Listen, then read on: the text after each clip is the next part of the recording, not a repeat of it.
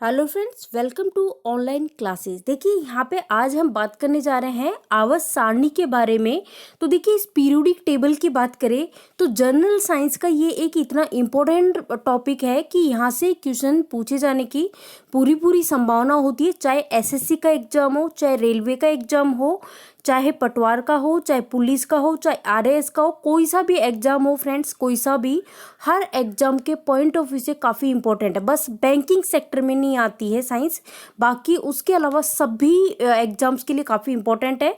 और देखिए आज अगर आप इस वीडियो को स्टार्टिंग से लेकर लास्ट तक देख लेते हो तो ये जो टॉपिक है पीरियोडिक टेबल, इससे आपके एक एक डाउट क्लियर हो जाएंगे। और जब भी किसी एग्जाम में इस टॉपिक से क्वेश्चन पूछा जाएगा आप इजीली एकदम सही आंसर कर पाओगे। तो चलो गाइस, बिना किसी देरी के स्टार्ट करते हैं आज के सेशन को और देखते हैं पहला क्वेश्चन। देखिए सबसे पहले आपसे पूछा जा रहा है कि जो मॉडर्न पीरियोडिक टेबल जो है इसमें आवर्त जो है इसकी संख्या कितनी है। मॉडर्न पीरियोडिक टेबल की बात हो रही है कि इसमें आवर्तों की संख्या कितनी है। ऑप्शन है 18, 7, 11 या फिर 10। तो आवर्त की बात करें तो राइट आंसर हो जाएगा 7। अब देखो पीरियोडिक टेबल जो है ना, पीरियोडिक टेबल तो आप सभी ने इस प्रकार देखी होगी यहाँ पे, है ना। तो इस तरह से जो पीरियोडिक टेबल होती है इसमें जो ये हॉरिजॉन्टल लाइन खींची होती है ना, इस तरह से हॉरिजॉन्टल लाइन, है ना। तो ये हॉरिजॉन्टल लाइन होती है, यही क्या होती है, जो ये पीरियड जिसे हम बोलते हैं, आवर्त बोल देते हैं इंग्लिश में, ये होते हैं। कितने होते हैं? 7 होते हैं। और अगर पूछा जाता वर्ग कितने होते हैं, यानी समूह, वर्ग को देखो वर्ग नाम से पूछ सकते हैं या फिर समूह के नाम से पूछ सकते हैं या फिर ग्रुप के नाम से पूछ सकते हैं। तो फ्रेंड्स समूह पूछा जाए तो आंसर होता 18, लेकिन यहाँ पे पूछा गया है आवर्त, तो आंसर क्या हो जाएगा 7। जो हॉरिजॉन्टल, देखो हॉरिजॉन्टल तो 7 होती है और जो ये वर्टिकल लाइन होती है ना, तो ये कितने होते हैं? 18 होते हैं। तो इस तरह से करके आप देखिए यहाँ पे देखिए क्या पूछा गया था, आवर्त पूछा गया, आवर्त पूछा गया था। तो ये देखिए 1, 2, 3, 4, 5, 6, 7, ठीक है, दिख चुका है। तो ये 7 जो है हॉरिजॉन्टल लाइन, ये क्या है? आवर्त है, जिसे इंग्लिश में बोलते हैं पीरियड, ठीक है। नेक्स्ट देखिए, अब यहाँ पे बोला है कि मॉडर्न पीरियोडिक टेबल में वर्गों की संख्या बतानी है। मैंने बताया था जो वर्टिकल लाइन है पीरियोडिक टेबल में वो क्या होते हैं? वर्ग होते हैं, जिसे समूह के नाम से भी पूछ सकते हैं, ग्रुप के नाम से भी पूछ सकते हैं। तो कितने होंगे? 18। राइट आंसर हो जाएगा ऑप्शन बी 18। यहाँ देखिए यहाँ पे 1, 2, 3, 4, 5, 6, 7, 8, 9, 10, 11, 12, 13, 14, 15, 16, 17 और 18।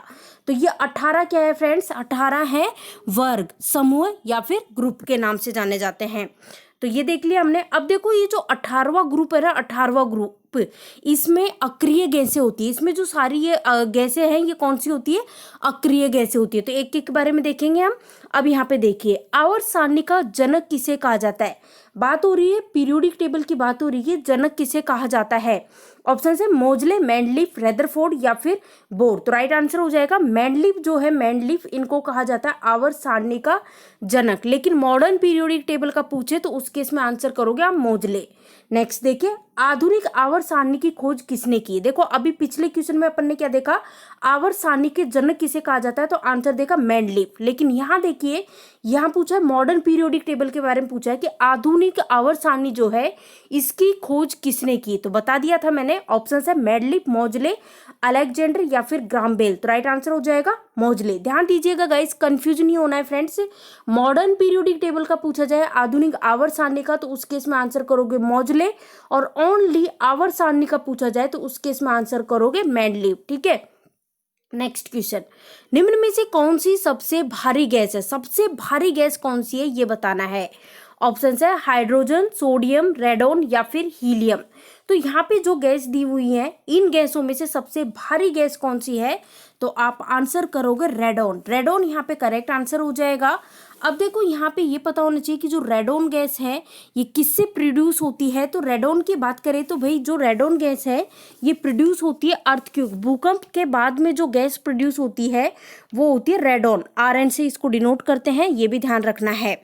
तो यहाँ देखिए रेडोन गैस क्या है, देखो यहाँ पे रेडोन गैस की बात करें, ये रही रेडोन गैस, ये एक अक्रिय गैस है, ये भी पता होना चाहिए। 18वें समूह में आती है, अक्रिय गैस है ये एक, ठीक है। नेक्स्ट देखिए, नेक्स्ट यहाँ बोला है कि आवर्त सारणी में सबसे हल्की धातु बतानी है। अब देखो ऑप्शन है बोरोन, बेरिलियम, लिथियम, कार्बन। इनमें से सबसे हल्की धातु बतानी है, तो सबसे हल्की कौन सी है?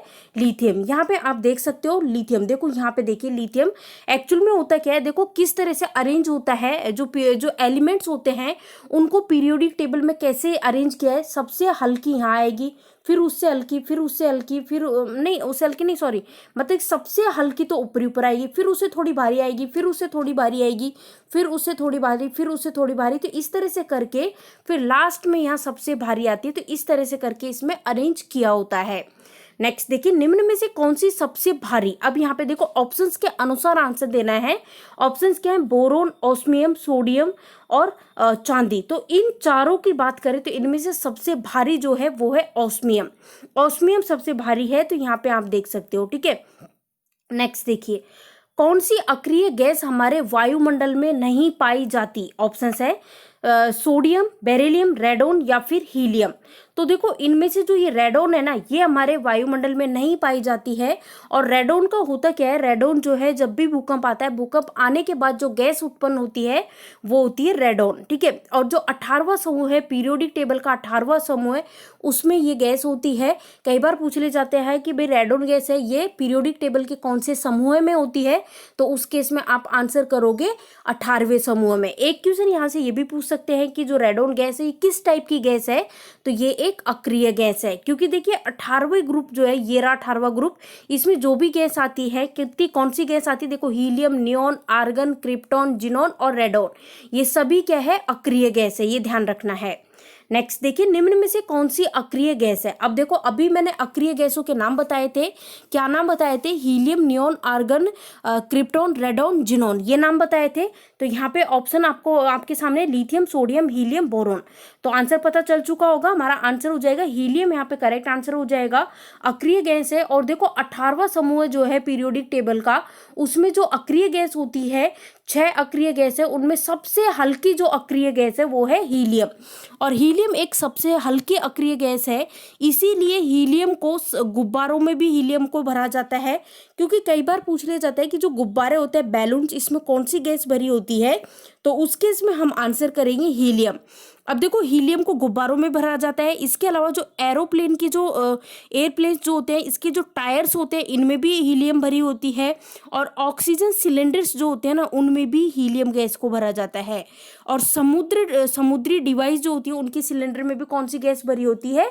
हीलियम भरी होती है। यहाँ पे आप देखिए, जैसा कि मैंने बताया था, पीरियोडिक टेबल के 18वां जो समूह है, इसमें आती है अक्रिय गैस। सबसे ऊपर कौन सी है? हीलियम। तो मैंने बताया भाई अरेंज कैसे होता है, सबसे ऊपर सबसे हल्की गैस होती है, उसके बाद उसके नीचे उससे थोड़ी भारी होगी, उससे नीचे उससे थोड़ी भारी होगी, इस प्रकार करके। तो जो अक्रिय गैस है 18वें समूह में, कौन कौन सी है? Helium, neon, argon, krypton, xenon और रेडोन। तो इनमें सबसे हल्की गैस कौन सी है? सबसे हल्की अक्रिय गैस है हीलियम, और सबसे भारी अक्रिय गैस है रेडोन। नेक्स्ट देखिए, सर्वाधिक आयनन विभव वाला तत्व कौन सा है?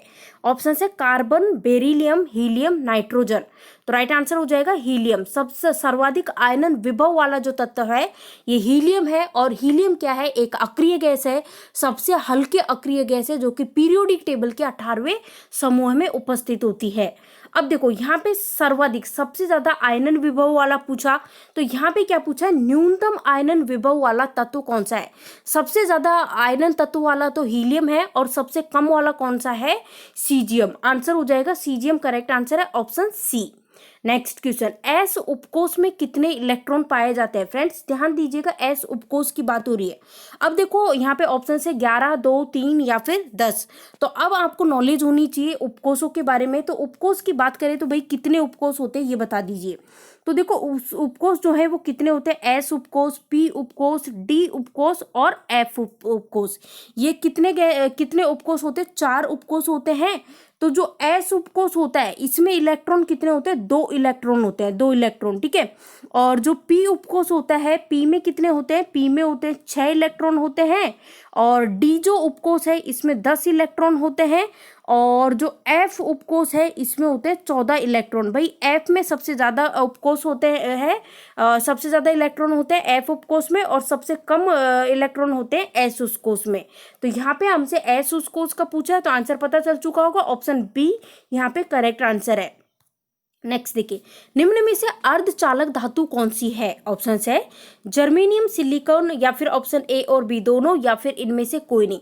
बात हो रही है अर्धचालक धातु की बात हो रही है, जो कि है जर्मेनियम और सिलिकॉन, ये दोनों ही क्या है, अर्धचालक धातु है। नेक्स्ट क्वेश्चन, अब तक कितने तत्वों की खोज की जा चुकी है?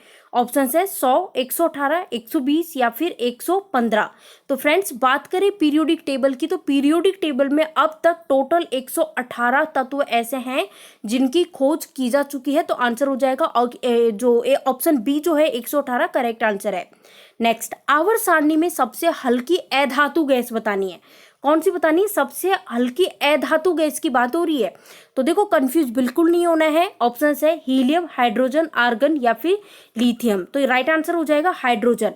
अब यहाँ पे पूछा होता सबसे हल्की, अगर अक्रिय गैस पूछी होती, अक्रिय लिखा होता, अक्रिय गैस पूछी होती, तो उस केस में हम आंसर करते हीलियम, क्योंकि हीलियम सबसे हल्की अक्रिय गैस है। लेकिन यहाँ पूछा है सबसे हल्की अधातु गैस पूछी है, जो कि कौन सी है? हाइड्रोजन। आपने देखो पीरियोडिक टेबल में देखा होगा सबसे ऊपर कौन सी है? हाइड्रोजन। भाई सबसे हल्की अधातु गैस है, ठीक है। नेक्स्ट, निम्न में से किस धातु को चाकू से नहीं काटा जा सकता? फ्रेंड्स ध्यान दीजिएगा, जो हल्की धातु होती है उनको हम इजीली चाकू की मदद से काट सकते हैं, लेकिन जो भारी होती है उनको चाकू की मदद से नहीं काटा जा सकता। तो यहाँ पे ऑप्शंस देखने हैं, सोडियम, लिथियम, बोरियम या फिर पोटेशियम। क्या बोला है? किसको चाकू की मदद से नहीं काटा जा सकता? तो बेरियम को नहीं काटा जा सकता, क्योंकि सोडियम, लिथियम और पोटेशियम जो है इनको इजीली काट सकते हैं। यहाँ पे आप देख सकते हो, देखो लिथियम, सोडियम और पोटेशियम, ये सभी क्या है? ये हल्के धातु है, इनको चाकू की मदद से काट सकते हैं। लेकिन इनके बाद ये जो भारी धातु है इनको चाकू की मदद से नहीं काटा जा सकता। नेक्स्ट देखिए, आवर्त सारणी में सबसे हल्की अक्रिय गैस। अब बात हो गई है सबसे हल्की अक्रिय गैस की, और अभी पिछले ही एक क्वेश्चन में मैंने बताया था जिसमें पूछा था सबसे हल्की अधातु गैस पूछी थी। सबसे हल्की अधातु गैस तो कौन सी होती है? हाइड्रोजन होती है। लेकिन सबसे हल्की जो अक्रिय गैस है वो कौन सी होती है? हीलियम। तो राइट आंसर हो जाएगा ऑप्शन बी, हीलियम। यहाँ पे आप देख सकते हो, जो अक्रिय गैस की बात करें तो 18वें समूह में आती है पीरियोडिक टेबल के। कौन कौन सी हैं? Helium, neon, argon, krypton, xenon और रेडोन। इनमें से सबसे हल्की अक्रिय गैस कौन सी है? हीलियम। नेक्स्ट, आवर्त सारणी में ठोस धातुओं की कुल संख्या कितनी है? ठोस धातुओं की कुल संख्या पूछी जा रही है।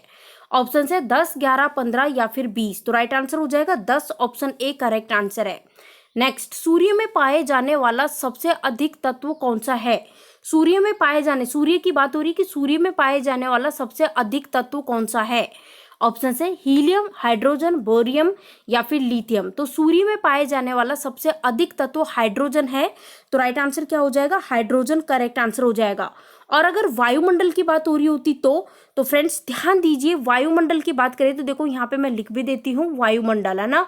और वायुमंडल की बात करें तो वायुमंडल में सबसे ज्यादा पाया जाता है नाइट्रोजन। कितना पाया जाता है? नाइट्रोजन की बात करें तो 78% सबसे अधिक मात्रा होती है नाइट्रोजन की वायुमंडल में। और ऑक्सीजन का पूछा जाए तो ऑक्सीजन कितना होता है फ्रेंड्स? ऑक्सीजन होता है 21% होता है। और कार्बन डाइऑक्साइड की बात करें तो कार्बन डाइऑक्साइड होता है 0.03% होता है, और बाकी गैसेस होती है 0.97%। नेक्स्ट देखिए, निम्न में से कौन सा हाइड्रोजन का समस्थानिक नहीं है?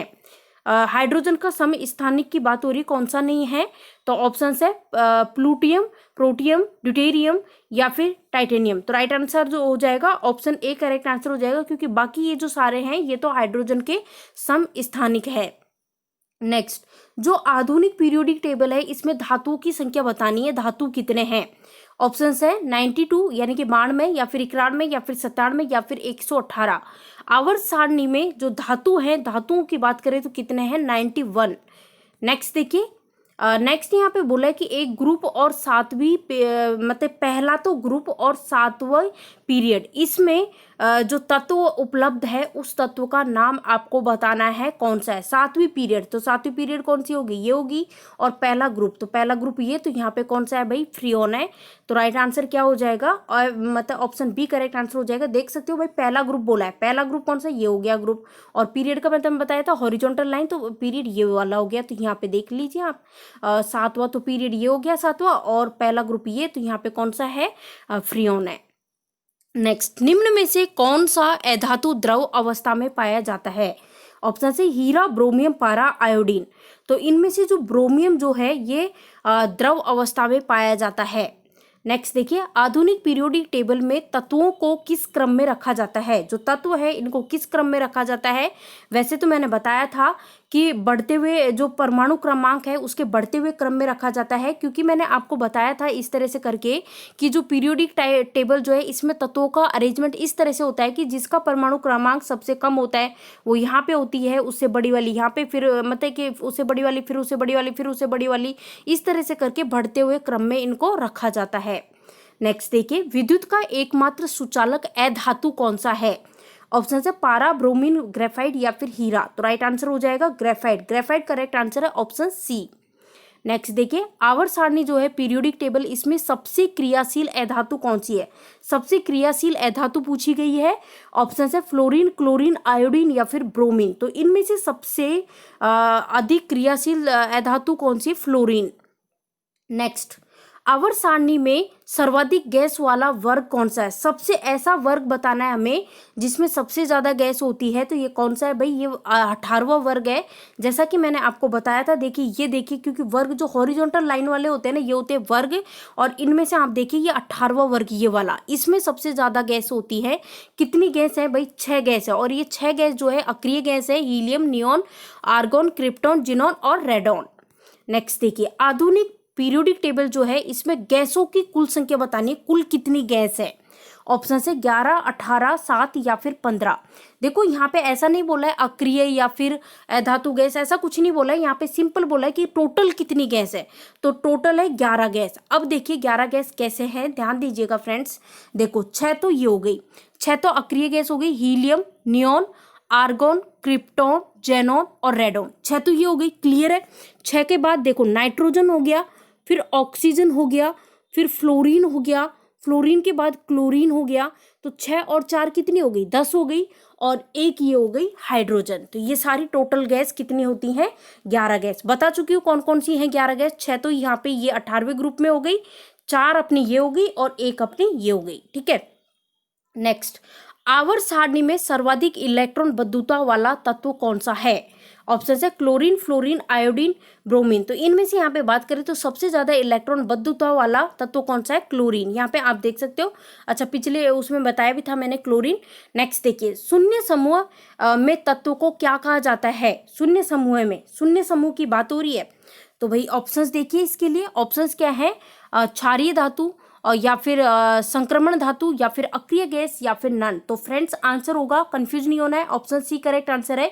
क्योंकि जो 18वां ग्रुप है उसको शून्य समूह भी कहा जाता है। ध्यान दीजिएगा, 18वां ग्रुप इसको शून्य समूह भी कहा जाता है। और 18वें ग्रुप में क्या होती है, अक्रिय गैस से होती है। कितनी है अक्रिय गैस, 6, टोटल 6 अक्रिय गैस है। Helium, neon, argon, krypton, xenon और रेडॉन। सबसे हल्की अक्रिय गैस होती है हीलियम और सबसे भारी अक्रिय गैस होती है रेडॉन। तो यहाँ पे आप देख सकते हो ये देखिए, ये है अक्रिय गैस जिसको जीरो समूह भी कहा जाता है।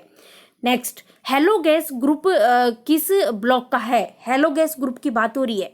ऑप्शन है डी। जैसा कि मैंने बताया था कितने ब्लॉक होते हैं, टोटल 4 उपकोष होते हैं, एस, पी, डी और एफ। तो हेलो गैस ग्रुप जो है वो किस ब्लॉक का है, पी ब्लॉक का है। और पी ब्लॉक की बात करें तो भाई अगर पूछे इसमें कितने इलेक्ट्रॉन है, तो इलेक्ट्रॉन पूछे तो टोटल 6 इलेक्ट्रॉन है। नेक्स्ट, संक्रमण तत्व किस ब्लॉक का है। ऑप्शन है D block, F block, P block या फिर एस ब्लॉक। तो संक्रमण तत्व की बात हो रही है जो कि है डी ब्लॉक का। डी ब्लॉक राइट आंसर है। डी ब्लॉक की बात करते हैं तो डी ब्लॉक में इलेक्ट्रॉन कितने होते हैं अगर ये पूछे तो टोटल कितने इलेक्ट्रॉन होते हैं, 10 इलेक्ट्रॉन होते हैं। नेक्स्ट देखिए, पारा की परमाणु संख्या पूछी गई है। पारा यानी कि मरकुरी जो होता है इसकी परमाणु संख्या आपको बतानी है। ऑप्शन है 80, 82 या फिर 92 या फिर ये क्या है 76। तो क्या होगा राइट आंसर, किसकी बात हो रही है, मरकुरी की बात हो रही है, तो राइट आंसर यहाँ पे हो जाएगा 80। अब मरकुरी की बात करें तो किससे डिनोट करते हैं, मरकुरी को Hg से डिनोट करते हैं, Hg से, ठीक है। यहाँ आप देख सकते हो, देखो Hg कहाँ पे, ये रहा, देखो कितनी परमाणु क्रमांक है, 80 है। नेक्स्ट देखिए, आवर्त सारणी में दाईं ओर के तत्व होते हैं, इनको क्या बोलते हैं, दाईं ओर के तत्व की बात हो रही है। ऑप्शन है मेटल, नॉन मेटल, या फिर मेटलॉइड, या फिर नन, तो इनको कहते हैं नॉन मेटल, कहते हैं नॉन मेटल। नेक्स्ट देखिए, आवर्त सारणी में पहला मेटलॉइड कौन सा है, पहला मेटलॉइड, तो मेटलॉइड के बारे में पता होना चाहिए, आवर्त सारणी में कौन सा हिस्सा जो है वो जो मेटलॉइड है, तो पहला मेटलॉइड पूछा है। देखो डायग्राम मतलब कि पीरियोडिक टेबल की हेल्प से भी हम बता देंगे, पहले तो यहाँ देख लेते हैं ऑप्शंस में बी, सी, एस, आई या फिर जे, तो राइट आंसर हो जाएगा ऑप्शन बी, करेक्ट आंसर हो जाएगा ऑप्शन बी, सी। अब यहाँ पे देखिए कार्बन क्या बोला है कि मेटलॉइड पूछा था ना, तो यहाँ पे मेटलॉइड की बात करें, क्या बोला था, सबसे पहला मेटलॉइड पूछा था कि सबसे पहला मेटलॉइड कौन सा है। तो यहाँ पे आप ये हिस्सा देख रहे हो यहाँ पे मेटलॉइड का, तो देखो साफ साफ लिखा हुआ है यहाँ पे, देखिए नीचे मेटलॉइड। अब मेटलॉइड वाला जो है, ये पर्पल वाला जो है, ये वाला ये मेटलॉइड वाला होता है। और क्वेश्चन क्या पूछा था सबसे पहला, तो आंसर हो जाएगा ऑप्शन जो ए जो है बी, यहाँ पे करेक्ट आंसर हो जाएगा। यहाँ पे देख लीजिए, ये यहाँ पे देखो 1 2 3 4 5 6 7 और सबसे लास्ट वाला पूछते तो ये हो जाता पीओ, ठीक है, क्लियर है। नेक्स्ट देखिए, आवर्त सारणी में अंतिम मेटलॉइड, तो अंतिम मेटलॉइड बताया था पीओ मीन्स पोलेनियम, तो अंतिम वाला कौन सा हो जाएगा, ऑप्शन बी करेक्ट आंसर हो जाएगा। यहाँ पे देख लीजिए आप, जो मेटलॉइड है ये कौन सा है, यहाँ पे ये जो हिस्सा है ना, ये वाला देखो, एक सेकेंड में बता देती हूँ, हाँ ये देखिए मैं मार्क कर रही हूँ ना, इस हिस्से को आप ध्यान से देख लीजिए, ये होता है मेटलॉइड। इसमें सबसे पहला यहाँ पे बी है और सबसे लास्ट वाला पीओ है, यानी कि पोलेनियम। नेक्स्ट देखिए, आधुनिक पीरियोडिक टेबल जो है, इसमें मेटलॉइड की संख्या कितनी होती है, तो भाई यहाँ पे गिन लो ना मेटलॉइड की संख्या कितनी होती है, 1 2 3 4 5, एक सेकेंड, हाँ 1 2 3 4 5 6 7, तो इस तरह से आप गिन सकते हो। तो राइट आंसर क्या हो जाएगा, ऑप्शन सी करेक्ट आंसर हो जाएगा 7, ठीक है। यहाँ पे गिन के मैंने ये बताई दिया है, क्योंकि ये वाला जो हिस्सा होता है ये मेटलॉइड का होता है। नेक्स्ट देखिए, यूरेनियम की परमाणु संख्या पूछी गई है, कितनी होती है, भाई यूरेनियम जो होता है इसकी परमाणु संख्या होती है 92, राइट आंसर हो जाएगा ऑप्शन बी करेक्ट आंसर हो जाएगा। यहाँ पे आप देख सकते हो यूरेनियम की बात हो रही थी, और जो यूरेनियम जो है इसकी परमाणु संख्या पूछी गई थी, कितनी होती है भाई, 92 होती है। यहाँ पे देख लीजिए ये रहा यूरेनियम। तो इसी के साथ इस टॉपिक को कंप्लीट करते हैं फ्रेंड्स। उम्मीद करती हूँ सारी चीज़ें क्लियरली अच्छे से समझ आ गई होंगी। वीडियो पसंद आया हो तो वीडियो को लाइक कीजिए, जितना ज़्यादा हो सके वीडियो को शेयर कर दीजिए, क्योंकि आप लोग जितना शेयर करोगे उतने लोग यहाँ पे कनेक्ट हो सकते हैं। और जब आप लोगों की तरफ से रेस्पॉन्स पॉजिटिव होता है तो और बेस्ट हम आपके लिए कर सकते हैं, ज़्यादा से ज़्यादा वीडियोज़ प्रोवाइड कर सकते हैं। तो फ्रेंड्स लाइक शेयर जरूर कीजिएगा। Thank you for watching this video.